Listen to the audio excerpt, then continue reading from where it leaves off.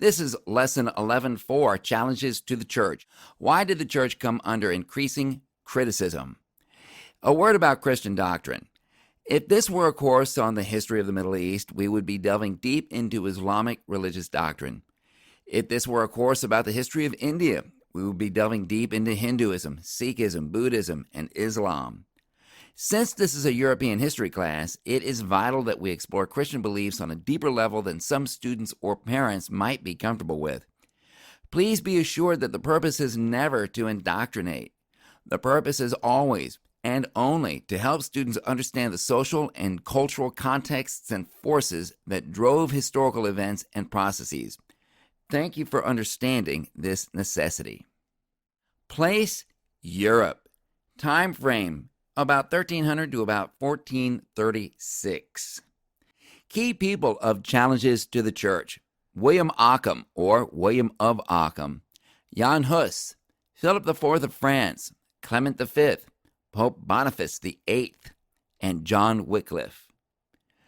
Key concepts of the Challenges to the Church: the Babylonian Captivity, the Conciliar Movement, the Lollards, the Hussite Revolution, and the Great Western Schism or Great Papal Schism.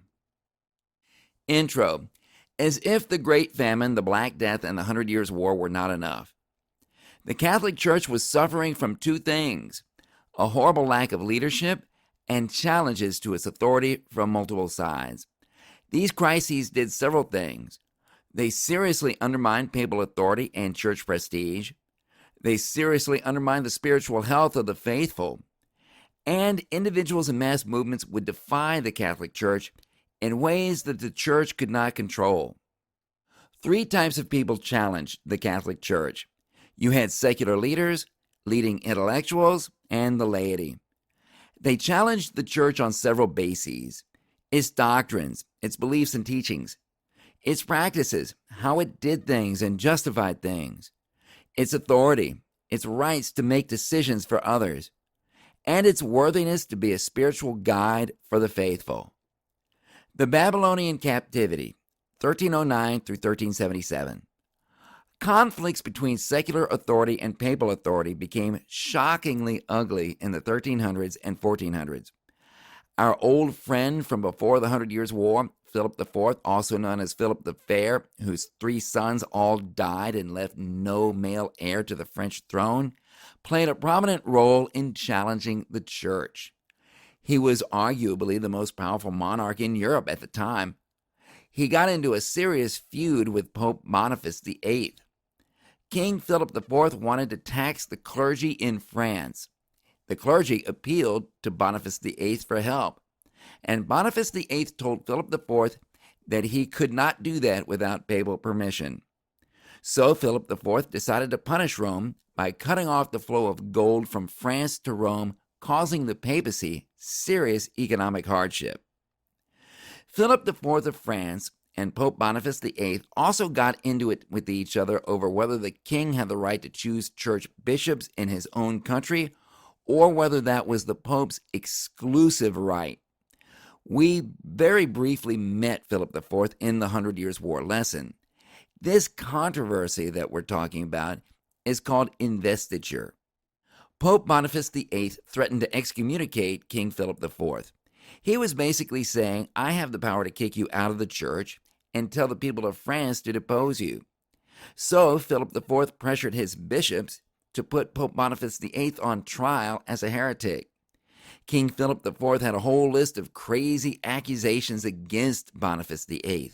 He was a usurper of the papacy. He was a devil worshiper. He had orgies and committed sodomy.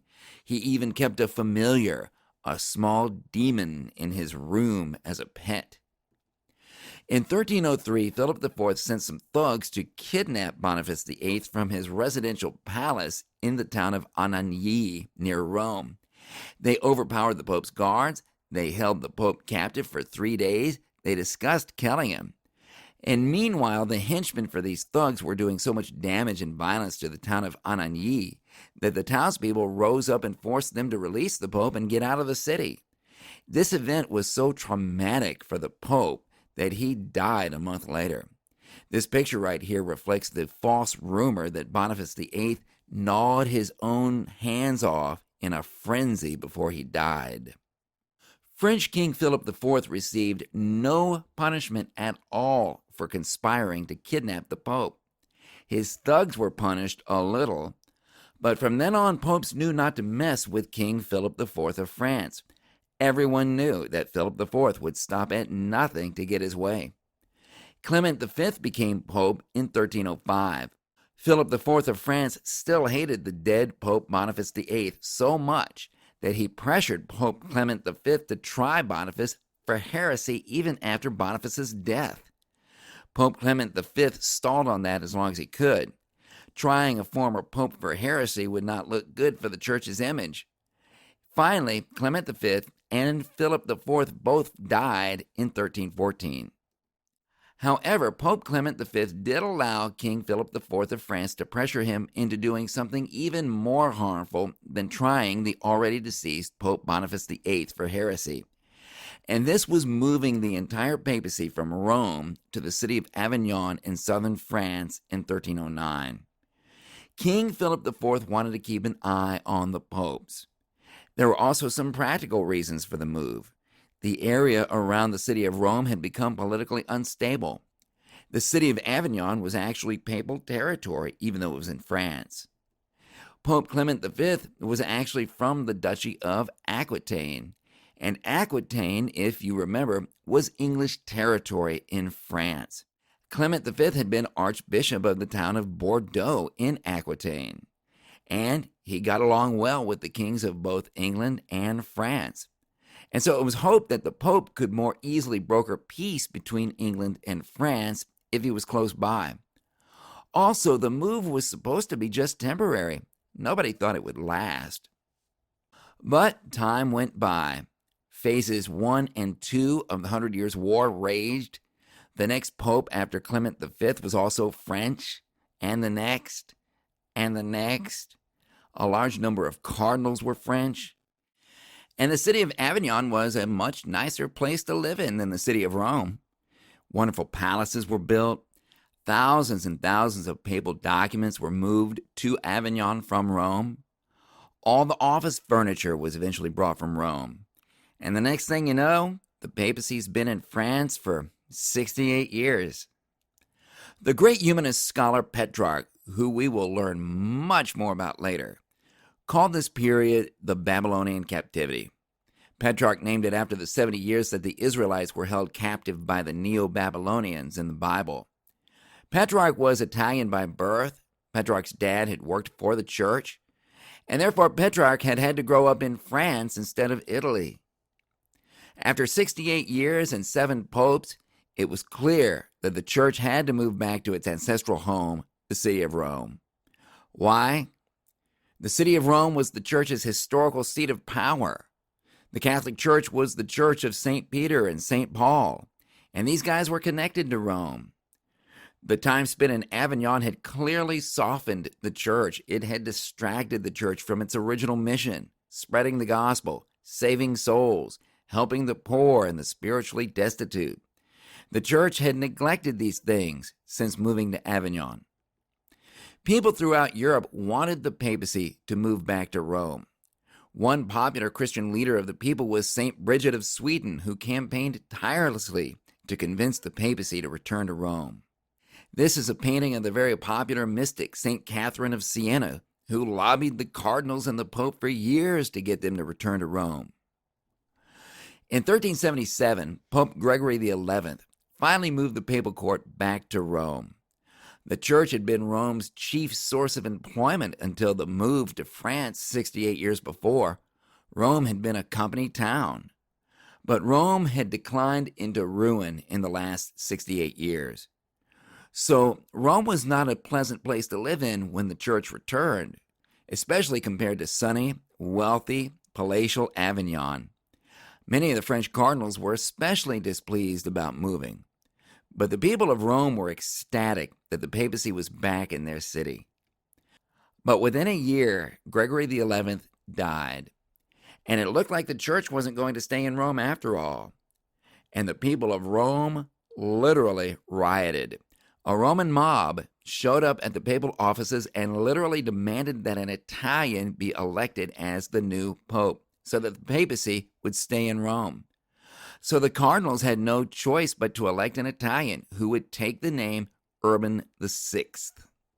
Urban VI was all for keeping the papacy in Rome. He thought the austere setting was good for the church.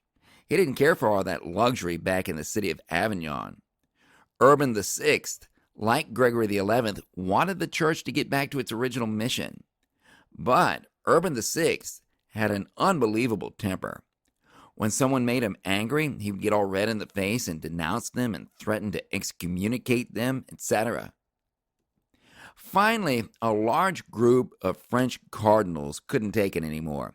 They slipped out of Rome and went back to Avignon. And these French cardinals declared Urban VI's election to the papacy to be invalid because it had been coerced by a mob instead of divinely inspired. And these French cardinals elected their own pope, Clement VII. Clement VII then excommunicated Urban VI, and Urban VI responded by excommunicating Clement VII. Now you had what was known as the Great Western Schism or Great Papal Schism. Western differentiates it from the other Great Schism of 1054 between the Catholic Church and the Eastern Orthodox Church. And now, in 1378, there were two competing popes, and that lasted until 1409. One was right, one was a fraud. Which one are you going to go with? Will you go to hell if you choose to follow the wrong pope? And then after 1409, there were three competing popes from 1409 to 1417. This map shows the Great Schism of 1054 between the Roman Catholic Church and the Eastern Orthodox Church. This is not the schism that we're talking about. This map shows the schism we're talking about, chiefly between two main cities and the territories that lined up behind them, the city of Avignon in southern France and the city of Rome in Italy. People backed one pope or the other, chiefly along political lines and alliances. And remember, there was the 100 Years' War going on. Behind Urban VI in Rome lined up England, Flanders, the Holy Roman Empire, and the Papal States in Naples. But behind Clement VII in Avignon, there lined up France, Scotland, Castile, and the northern Italian city-states. Sometimes you even had two bishops in the same town. One obeyed one pope, and the other obeyed the other pope. Critiques, divisions, and councils. Because of these church crises, three prominent intellectual thinkers challenged the Catholic Church in lasting ways. They had a lot in common. They were all priests. They were all preachers. They all taught at universities. They were all scholastic thinkers, and we'll learn more about scholasticism when we study the Renaissance. They all wrote extensively. They all wrote in Latin. They all published without the aid of the printing press. They were all in urban areas where literacy was on the rise. They all argued for the supremacy of the Bible in religious matters. They were all deeply affected by the church's condemnation of them. And they were all a big influence on Martin Luther, Ulrich Zwingli, and John Calvin, who we will learn much more about later. These three guys are not on the AP exam. They lived too early. In fact, they're not even on our Unit 1 test. The reason we devote so much time to them is because it is through them that we get a much better understanding of three other guys who are on the AP exam: Martin Luther, Ulrich Zwingli, and John Calvin. William of Ockham, also known simply as William Ockham. He was born in the 1280s and lived to 1347. Who was this person? What did he think? He was English. He was a Franciscan monk. He taught at Oxford, and he was both a philosopher and a theologian. At this time, philosophy dealt with the natural world. Theology dealt with God. Ockham took philosophy and applied it to theology. And he took theology and applied it to philosophy. Ockham's main premise. Ockham taught that God is the only necessity, and nothing and no one that God creates is anything like God. Now, as you can see, there's nothing remarkable about this premise. Almost anyone would agree with this, even non-Christians. But for Ockham, this premise led to some disturbing conclusions. Ockham's argument for knowing God went like this. If you ask most people, how can you know about God or know if God is real? They might point to the natural world, the stars, the mountains, a sunset, etc., and say, look at God's creation. That's how I know. But Ockham said no to that. God is too all-powerful and too omnipotent to be put in a box like that. When you say that I know God exists by looking at the stars, you're saying that God had to create a universe with stars in it. And that implies that God is not all-powerful. An all-powerful God could easily have made a universe with no stars in it. God could have created a universe that was totally the opposite of this one. So the natural world can't tell you anything about God's nature. The same goes for human behavior. For example, murder. We think God forbids the murder of other human beings because murder is bad. So, of course, God is going to tell us not to murder. But Ockham asked, if God can only tell you to do good things and only tell you not to do bad things, is God really all-powerful? An all-powerful God could have flipped the Ten Commandments totally around and made murder good and honoring your parents bad if he had wanted to. He is God, after all. Therefore, the only way to really know God is Scripture. All other ways are too unreliable. Let's take institutions like the Pope, the bishops, the church, the sacramental system. These institutions were just one of an infinite number of possibilities for God. These ideas were all very disturbing to many people in Ockham's time. Their reaction was something like, you mean I've believed in a good and moral God my whole life? I've believed in the church and the sacraments my whole life? And now you're telling me that God simply flipped a coin on all these things? Also, Ockham didn't like the idea that God offered people grace as a free gift. An all-powerful God wouldn't have to offer grace to anyone. Therefore, you have to do good works first. Then God will choose to give you grace to go to heaven based on the quality of your good works. And the more grace you get, the more equipped you are to do good. A lot of people didn't like these ideas. So in his late 30s, Ockham was summoned to Avignon by Pope John XXII to be examined for heretical thinking. William Ockham left England and never returned. While staying in Avignon, waiting for his examination, Ockham lived in a Franciscan monk communal house. He was himself a Franciscan monk. Franciscan monks took a vow of poverty in order to emulate the poverty of Jesus and the apostles. So Franciscan monks lived in houses that were technically actually owned by the church. Pope John XXII thought this was stupid. If the Franciscans lived in these houses, then they should cut the charade and own these houses outright. So John arranged to have all this property transferred to them. But in order to make the transfer acceptable to the Franciscan order, Pope John XXII came up with this article of faith. Jesus and the apostles weren't poor. They had financial means, and to believe otherwise should be declared heresy. William Ockham was outraged by this declaration. He publicly declared Pope John XXII to be a heretic, and he fled from Avignon and went to Italy. And he came under the protection of the Holy Roman Emperor. Holy Roman Emperor hated Pope John XXII, so he was happy to give William Ockham protection. The Holy Roman Emperor let William Ockham spend the rest of his life living in a Franciscan house in the city of Munich. Pope John XXII excommunicated William Ockham for leaving Avignon before facing the charges against him. William Ockham spent the rest of his career exploring the issue of papal power and papal authority.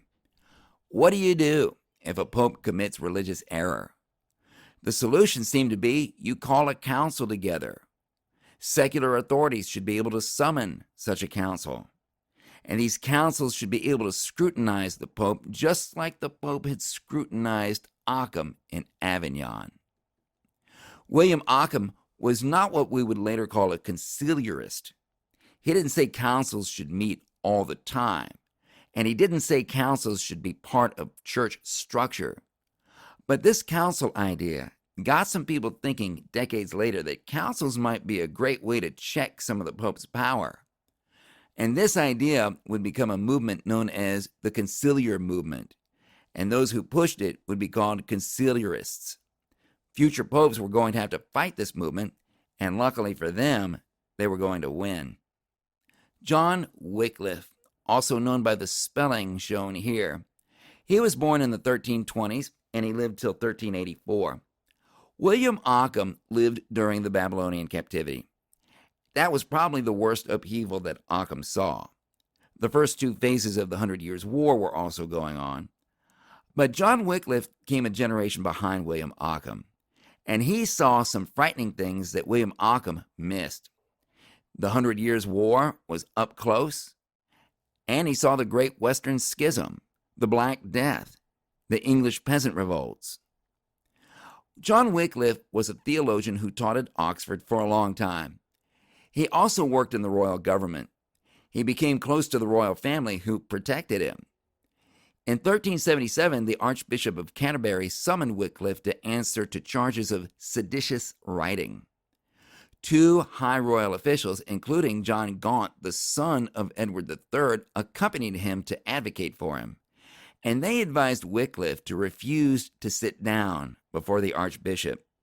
So Wycliffe refused to sit down. The argument over Wycliffe's refusal to sit down became so heated that they never really got to the charges.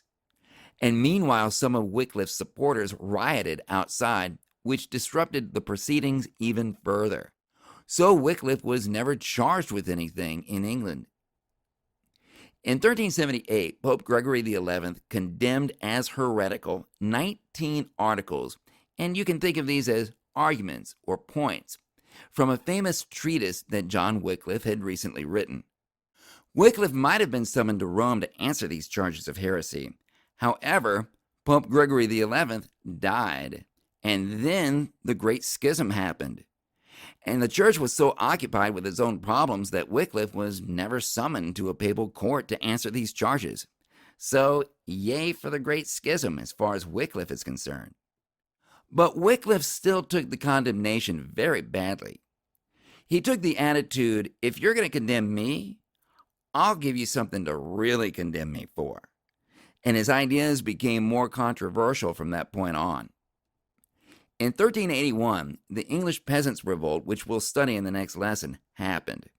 Wycliffe had nothing to do with the revolt, but he got blamed for sparking it. And that got Wycliffe fired from his teaching position at Oxford. In 1384, Wycliffe died of 2 strokes, probably around the age of 60. So what did John Wycliffe teach that got him into so much trouble? Basically 2 things. First, people who were in a state of mortal sin should not be priests, bishops, or rulers. And if such a person is in a state of mortal sin, the people shouldn't have to pay tithes, church taxes, to him either. The church really didn't like that. The other thing he taught was that the Bible is the supreme authority on all religious questions, not the church, not tradition, not culture. Our textbook says that Wycliffe believed the Bible was the only authority. It's not clear from Wycliffe's writings that he meant only authority, but what is clear is that Wycliffe's followers believed that that's what he meant. Wycliffe's ideas about the supremacy of Scripture had some very controversial implications. Number 1, the papacy should be abolished completely. Wycliffe didn't find the papacy to be in the Bible. The same went for monasteries. And Wycliffe said that the reason there was so much mortal sin and corruption in the church was that all these non-biblical institutions were so rich. Wycliffe actually called the Great Schism a gift from God, because it was God's way of telling us that we needed to get rid of the papacy altogether. The king should take all that wealth and use it to allow poor priests to subsist. Transubstantiation? No basis for it. Wycliffe didn't find compelling evidence for it in the Bible. Wycliffe wrote most extensively on the Eucharist, that is, communion bread. If the Bible is the supreme authority on how to live a Christian life, then every Christian should have access to it. And this meant that Wycliffe had to publish the Bible in English for the first time. Wycliffe published his early version of the New Testament in 1382, and it was nothing more than a literal word-for-word translation of the Latin Vulgate into English, and it was torture and agony to read. But after Wycliffe's death, his followers published a later version that was better. Wycliffe founded a mass heretical movement called the Lollards. This name may have come from a word that meant to mumble. The practice of reading something silently, which we do all the time today, was literally unheard of in the Middle Ages. People literally never did it. The written word was seen as something that was meant to be performed out loud. So when the Lollards read Wycliffe's unauthorized Bible, they read it as quietly as they could because what they were doing was dangerous.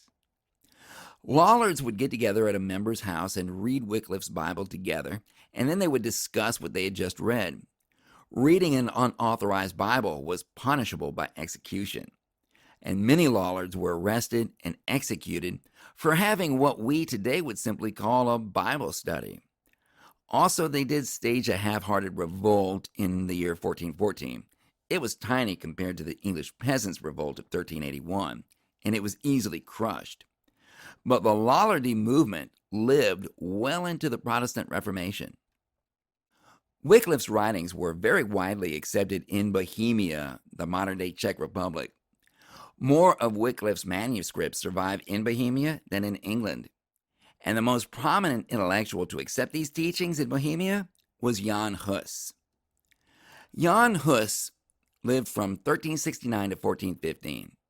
Hus originally came from a small Bohemian farm family. His original name was Husinek, meaning goose town, and he shortened it to Hus, which simply means goose. His native language was Czech, and Bohemia was part of the Holy Roman Empire. The Holy Roman Empire was dominated by ethnic Germans, so Bohemia had a German ruling class and a Czech-speaking local population.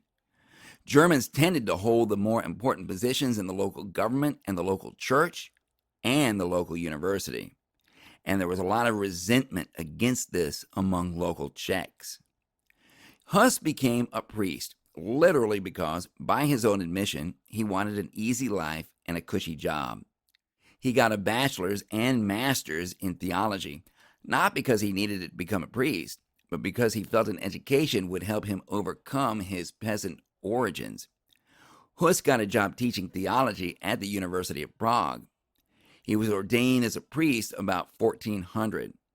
He pursued a doctorate in theology, but never finished it. Hus was promoted to being rector of the University of Prague's Bethlehem Chapel in 1402. And this was a great job for Jan Hus. It was a nice income. He could continue to teach at the university. He could preach in the Czech language. And it gave Hus a public profile outside of just academics. Hus was so successful that he became director of the entire university in 1409.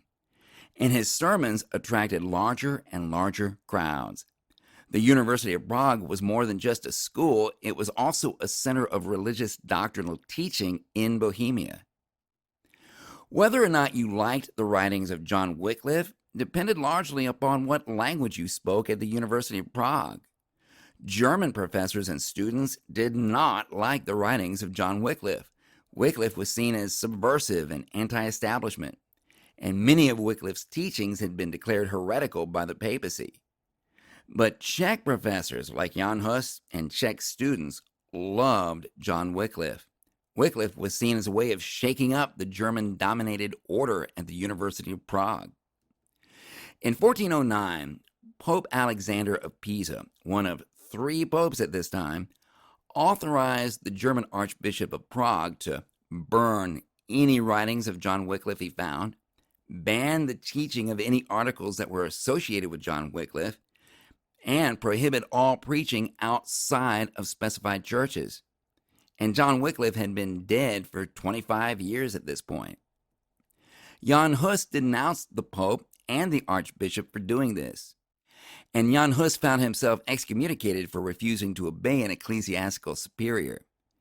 This made Jan Hus an international figure, known even in England, and English lollards sent hundreds of copies of Wycliffe's writings to Prague in order to replace the ones that had been burned. In 1411, the Pope issued the selling of a new set of indulgences.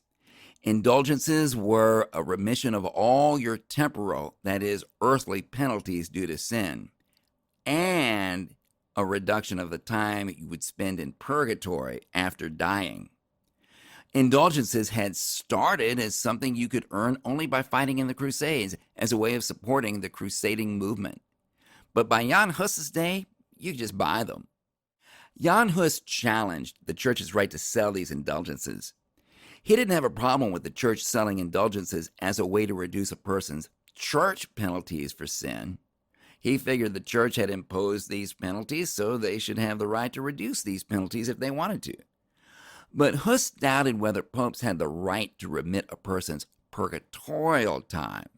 Hus felt that only God could decide something like that. And even if the popes could remit purgatorial punishment, why would they ask for money in return for issuing this remission? Shouldn't popes just go out and give something like that freely to Christians? It didn't seem very charitable to Jan Hus that these popes should charge money for this. This got Jan Hus into even more trouble with church officials. It also made Hus even more popular with his own Czech people, and Hus was excommunicated again in 1412. So there were violent demonstrations against the church in Prague, which resulted in some of Hus's followers being beheaded. So Jan Hus decided that he had to abandon the university and the city of Prague itself for the safety of his followers. Hus having to leave Prague seemed like a victory for the church, but it backfired. Hus started traveling throughout the Bohemian countryside, preaching in Czech, and this made the Hus movement much stronger. His preaching spread his ideas beyond the city of Prague, and he also had more time than ever to write, since he didn't have any more university work to do. Jan Hus's writing was heavily influenced by John Wycliffe, who had written 3 decades earlier. But they didn't agree on everything, especially Wycliffe's view on the Eucharist. Hus was A-OK with transubstantiation. The Holy Roman Emperor was King Sigismund, and his brother was Wenceslaus, King of Bohemia, which was in the Holy Roman Empire. And they were, of course, Germans. And they both had a keen interest in getting control of Jan Hus. Sigismund succeeded in putting a church council together that would be called the Council of Constance from 1414 to 1418. And the main purpose of this council was to finally resolve this highly destructive Great Papal Schism with 2 and 3 popes. But the secondary purpose of the Council of Constance was to deal with people like Jan Hus once and for all. The Holy Roman Emperor King Sigismund and his brother Wenceslaus asked Jan Hus to attend the Council of Constance to explain his views to the council itself. They promised to give Jan Hus a written guarantee of safe passage. And so Jan Hus decided to go to the Council of Constance before actually seeing the details of this guarantee of safe passage. And when the written guarantee finally arrived, it wasn't what Jan Hus had expected or hoped for. It didn't guarantee that Jan Hus would be allowed to address the Council of Constance freely. It didn't guarantee that Jan Hus would be allowed to leave regardless of whatever decision the Council of Constance reached about him. But now that Jan Hus was already at the Council of Constance, there wasn't much he could do about it. After about a month at the Council of Constance, Jan Hus was arrested. He was put in front of the council and drilled about his views on John Wycliffe's heretical teachings. On some points, Jan Hus disavowed John Wycliffe. In other words, he disagreed with Wycliffe and said so. And this is a good, easy defense if your goal is to stay alive. But on many other points, Jan Hus tried to explain his view this way. Yes, I agree with John Wycliffe on this point, but it's not actually heretical if you look at it the correct way. This defense is much harder to pull off. Jan Hus found himself shouted down by members of the Council of Constance multiple times whenever he tried to explain why some of John Wycliffe's teachings were actually not heretical. At the end of several such examinations, Jan Hus was given one last opportunity to recant. He refused to disavow his views. Jan Hus was handed over to secular authorities who burned him at the stake as a heretic in 1415.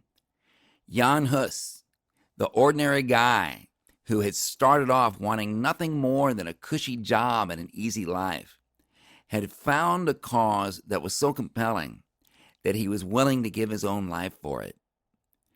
The people of Bohemia had been following the events at the Council of Constance very closely, and news of their national hero being burned at the stake resulted in open revolt against the Church and the Holy Roman Empire. Jan Hus' followers protested to the Council of Constance, and they made several important demands of the council.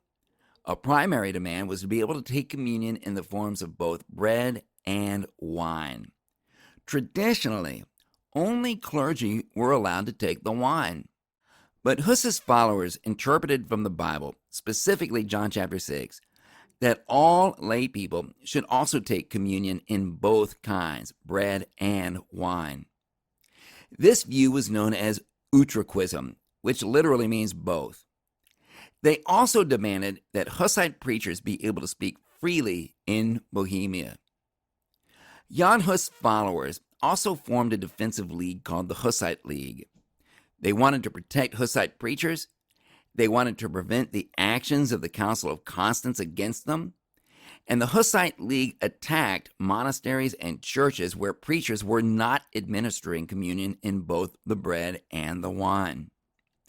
In 1419, the Pope proclaimed a crusade against the heretical inhabitants of Bohemia. Both Holy Roman Emperor Sigismund and his brother Wenceslaus, King of Bohemia, supported the crusade. King Wenceslaus proclaimed Utraquism illegal. The people of Prague rioted, and they threw all the town councilors who opposed them out of the town hall window. This was known as the Defenestration of Prague. When it happened a second time 100 years later, this became known as the First Defenestration of Prague.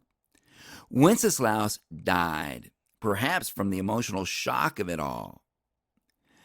On a high note, the Council of Constance did manage to get the Great Papal Schism straightened out. And there was finally just one pope again, Martin V, who became pope in 1417. Now the Hussites were up against the Holy Roman Emperor, the King of Bohemia, the Catholic Church, and the rest of Christendom. They wanted to liberate the Bohemian Church from the papacy. In other words, have their very own Czech church. They wanted to trim the ecclesiastical hierarchy, and they wanted to seize church property and distribute it. The Hussites sent their adversaries 4 demands known as the Four Articles of Prague, which sounded very John Wycliffish. Number 1, Hussite preachers must be allowed to speak freely in Bohemia. Number 2, lay people must have access to both bread and wine. Number 3, church property must be taken and clergy must agree to poverty. And number 4, all people must be punished for mortal sins regardless of stature. Holy Roman Emperor Sigismund rejected these articles, and the Hussite Wars were on. The Holy Roman Emperor and the Catholic Church sent 5 crusades against the Hussites from 1420 to 1431, and the Hussites fought off every single one. A heretical movement that actually won was unprecedented. This was partly due to Czech nationalist zeal, and it was also due to their famous war wagons. They would arrange these heavy wooden wagons into squares and fend off attacking Crusader armies. By 1434, the Hussites were so successful, they started taking the fight into German territory. And at that point, the Holy Roman Emperor Sigismund decided to make peace with the Hussites at any cost. The two sides entered into peace negotiations at the Council of Basel. And the two sides even jointly attacked a weird radical offshoot of the Hussites called the Taborites and wiped them out. Sigismund and the Hussites signed a peace agreement in 1436. The Hussites would accept Sigismund as their ruler. The Catholic Church would legally recognize the Hussite Church and agree to coexist with it in Bohemia. Hussite preachers could take communion in both kinds, bread and wine. And Hussite preachers could speak freely in Bohemia. The Hussite Church remained in existence into the 1600s. And it was something that a weakened Catholic Church just had to accept.